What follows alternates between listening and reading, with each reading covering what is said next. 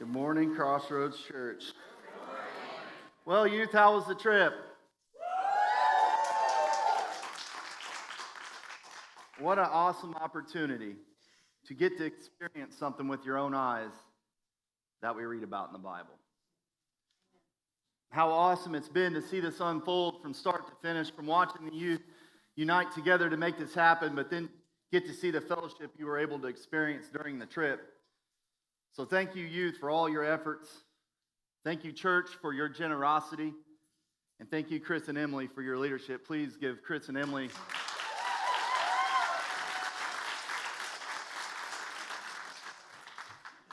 Speaking of boats, we are in a series called Shipwrecked. Well, shipwreck by definition is the destruction or loss of a ship. You see, it sounds awful, doesn't it? To be stranded with limited to no resources. Well, my brother and I, believe it or not, we've been stranded out on a body of water many a times.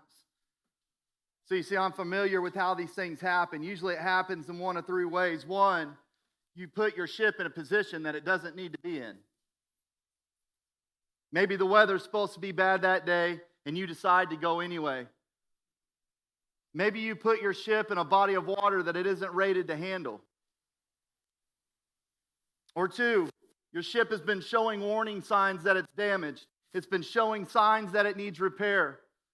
Or maybe your motor has a few warning lights, but instead of dealing with the problems, instead of getting it fixed, you just keep ignoring all the signs because you've convinced yourself that you can get out on the water just one more time. Or three, everything seems to be right. Your ship is not showing any signs of damage. The weather report come back clear that day. And although everything seems to be right, sometimes church life just happens. Sometimes just the unexpected happens. So here's my point this morning. Another name for a ship is called a vessel. Those that belong to God are called vessels of God. And sometimes we put that vessel in a place that it doesn't need to be. And sometimes we damage that vessel in ways that we shouldn't. And sometimes God just puts that vessel on trial. But because of what happens with our vessel, it shouldn't be a shock to us to find ourselves at some point spiritually shipwrecked. But you know what? We serve a God that says you don't have to live.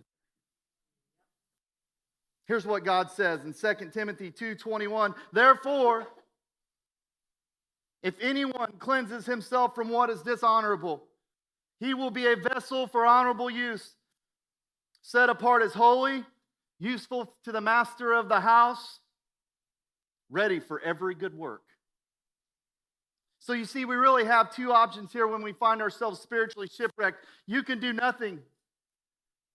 You can continue to do what's dishonorable, and you'll die on that ship.